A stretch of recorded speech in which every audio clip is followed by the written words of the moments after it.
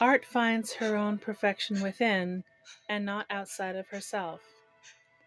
She is not to be judged by any external standard of resemblance. She is a veil rather than a mirror. She has flowers that no forests know of, birds that no woodland possesses. She makes and unmakes many worlds, and can draw the moon from heaven with a scarlet thread. Hers are the forms more real than living man, and hers the great archetypes, of which things that have existence are but unfinished copies. Nature has in her eyes no laws, no uniformity. She can work miracles at her will, and when she calls monsters from the deep, they come. She can bid the almond tree blossom in winter, and send the snow upon the ripe cornfield. At her word the frost lays its silver finger on the burning mouth of June, and the winged lions creep out from the hollows of the Lydian hills. The dryads peer from the thicket as she passes by, and the brown fawns smile strangely at her when she comes near them. She has hawk-faced gods that worship her, and the centaurs gallop at her side. I like that. I can see it. Is that the end? No, there is one more passage, but it is purely practical. It is simply suggests some methods by which we could revive this lost art of lying. Well, before you read it to me, I should like to ask you a question. What do you mean by saying that life, poor, probable, uninteresting human life, will try to reproduce the marvels of art? I can quite understand your objection to art being treated as a mirror. You think it would reduce genius to the position of a cracked looking-glass, but you don't mean to say that you seriously believe that life imitates art, that life, in fact, is the mirror, and art the reality? Certainly I do. Paradox though it may seem, and paradoxes are always dangerous things, it is none the less true that life imitates art far more than art imitates life. We have all seen in our day, in England, how a certain curious and fascinating type of beauty, invented and emphasized by two imaginative painters, has so influenced life that whenever one goes to a private view or to an artistic saloon, one sees here the mystic eyes of Rossetti's dream, the long ivory throat, the strange square-cut jaw, the loosened shadowy hair that he so ardently loved. There the sweet maidenhood of the golden stare, the blossom-like mouth and weary loveliness of the Laus Amoris, the passion-pale face of Andromeda, the thin hands and lithe beauty of the Vivian in Merlin's dream. And it has always been so. A great artist invents a type, and life tries to copy it, to reproduce it in a popular form, like an enterprising publisher. Neither Holbein nor Van Dyck found in form neither Holbein nor Van Dyck found in England what they have given to us. They brought their types with them, and life, with their keen imitative faculty, set herself to supply the master with models. The Greeks, with their quick artistic instinct, understood this, and set in the bride's chamber the statue of Hermes or of Apollo, that she might bear children as lovely as the works of art that she looked at in her rapture or her pain. They knew that life gains from art not merely spirituality, depth of thought and feeling, soul turmoil, or soul peace, but that she can form herself on the very lines and colors of art, and can reproduce the dignity of Phidias as well as the grace of Praxiteles. Hence came their objection to realism. They disliked it purely on social grounds. They felt that it inevitably makes people ugly, and they were perfectly right. We try to improve the conditions of the race by means of good air, free sunlight, wholesome water, and hideous bare buildings for the better housing of the lower orders. But these things merely produce health, they do not produce beauty. For this, art is required, and the true disciples of the great artist are not his studio imitators, but those who become like his works of art, be they plastic as in Greek days or pictorial as in modern times. In a word, life is art's best, art's only pupil. As it is with the visible arts, so it is with literature. The most obvious and the vulgarest form in which this is shown is in the case of the silly boys who, after reading the adventures of Jack Sheppard or Dick Turpin, pillage the stalls of unfortunate apple women, break into sweet shops at night, and alarm old gentlemen who are returning home from the city by leaping out on them in suburban lanes with black masks and unloaded revolvers.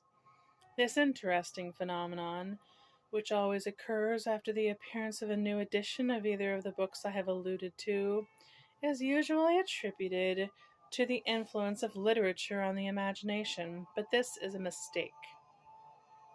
The imagination is essentially creative and always seeks for a new form. The boy burglar is simply the inevitable result of life's imitative instinct. He is in fact occupied, as fact usually is, with trying to reproduce fiction, and what we see in him is repeated on an extended scale throughout the whole life. Schopenhauer has analyzed the pessimism that characterizes modern thought, but Hamlet invented it. The world has become sad because a puppet was once melancholy. The nihilist, that strange martyr who has no faith, who goes to the stake without enthusiasm and dies for what he does not believe in, is a purely literary product. He was invented by Turgenev and completed by Dostoevsky. Robespierre came out of the pages of Rousseau as surely as the People's Place rose out of the debris of a novel. Literature always anticipates life. It does not copy it, but molds it to its purpose. The 19th century, as we know it, is largely an invention of Balzac. Our Lucien de Rubempre, or Rastignacs, and de Marseille made their first appearance on the stage of the Comédie Humaine. We are merely carrying out, with footnotes and unnecessary additions, the whim or fancy or creative vision of a great novelist. I once asked a lady who knew Thackeray intimately whether he had had any model for Becky Sharp. She told me that Becky was an invention, but that the idea of the character had been partly suggested by a governess who lived in the neighborhood of Kensington Square, and was the companion of a very selfish and rich old woman.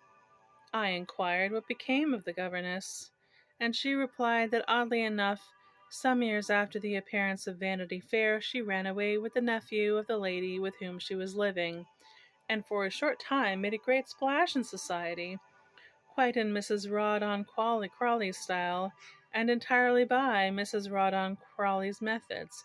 Ultimately she came to grief, disappeared to the continent, and used to be occasionally seen at Monte Carlo and other gambling places. The noble gentleman, from whom the same great sentimentalists drew Colonel Newcome, died a few months after the Newcomes had reached a fourth edition, with the word "adsum" on his lips. Shortly after Mr. Stevenson published his curious psychological story of transformation, a friend of mine called Mr. Hyde was in the north of London, and being anxious to get to a railway station, took what he thought would be a short-cut, lost his way, and found himself in a network of mean, evil-looking streets.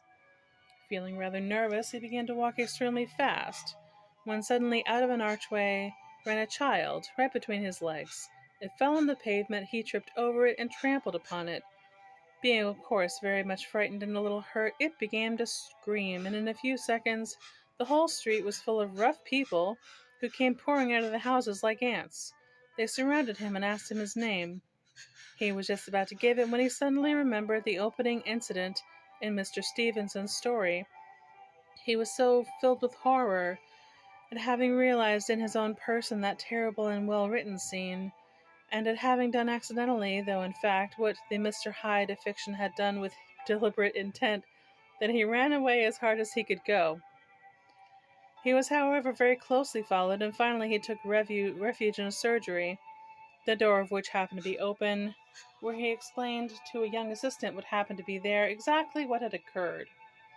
The humanitarian crowd were induced to go away on his giving them a small sum of money, and as soon as the coast was clear he left. As he passed out, the name on the brass door plate of the surgery caught his eye. It was Jekyll. At least it should have been. Here the imitation, as far as it went, was of course accidental. In the following case, the imitation was self-conscious. In the year 1879, just after I left Oxford, I met at a reception at the house of one of the foreign ministers a woman of very curious exotic beauty. We became great friends, and were constantly together, and yet what interested me most in her was not her beauty, but her character, her entire vagueness of character. She seemed to have no personality at all, but simply the possibility of many types. Sometimes she would give herself up entirely to art, turn her drawing room into a studio, and spend 2 or 3 days a week at picture galleries or museums. Then she would take to attending race meetings, wear the most horsey clothes, and talk nothing but betting.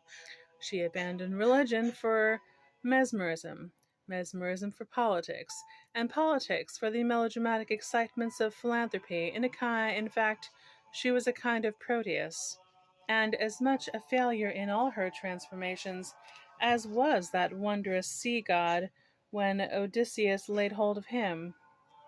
One day a serial began in one of the French magazines. At that time I used to read serial stories, and I remember the shock of surprise I felt when I came to the description of the heroine. She was so like my friend that I brought her the magazine, and she recognized herself in it immediately and seemed fascinated by the resemblance. I should tell you, by the way, that the story was translated from some dead Russian writer, so that the author had not taken his type from my friend. Well, to put the matter briefly, some months after I was in Venice and finding the magazine in the reading room of the hotel, I took it up casually to see what had become of the heroine. It was a most piteous tale, as the girl had ended by running away with a man absolutely inferior to her, not merely in social standing, but in character and intellect also. I wrote to my friend that evening about my views on John Bellini, and the admirable ices at Florian's, and the artistic value of gondolas, but added a postscript to the effect that her double in the story had behaved in a very silly manner. I don't know why I added that, but I remember I had a sort of dread over me that she might do the same thing. Before my letter reached her, she had run away with a man who deserted her in 6 months. I saw her in 1884 in Paris, where she was living with her mother, and I asked whether the story had had anything to do with her action. She told me that she had felt an absolutely irresistible impulse to follow the heroine step by step in her strange and fatal progress, and that it was a feeling of real terror that she had looked forward to the last few chapters of the story. When they appeared, it seemed to her that she was compelled to reproduce them in life, and she did so. It was a most clear example of this imitative instinct of which I was speaking, and an extremely tragic one. However, I do not wish to dwell any further upon individual instances. Personal experience is a most vicious and limited cycle. All that I desire to point out is the general principle that life imitates art, far more than art imitates life, and I feel sure that if you think seriously about it, you will find that it is true. Life holds the mirror up to art, and either reproduces some strange type imagined by painter or sculptor, or realizes in fact what has been dreamed in fiction. Scientifically speaking, the basis of life, the energy of life, as Aristotle would call it, is simply the desire for expression, and art is always presenting various forms through which the expression can be attained. Life seizes on them and uses them, even if they be to her own hurt. Young men have committed suicide because Rolla did so, had died by their own hand, because by his own hand Werther died. Think of what we owe to the imitation of Christ, of what we owe to the imitation of Caesar. The theory is certainly a very curious one, but to make it complete you must show that nature, no less than life, is an imitation of art. Are you prepared to prove that? My dear fellow, I am prepared to prove anything.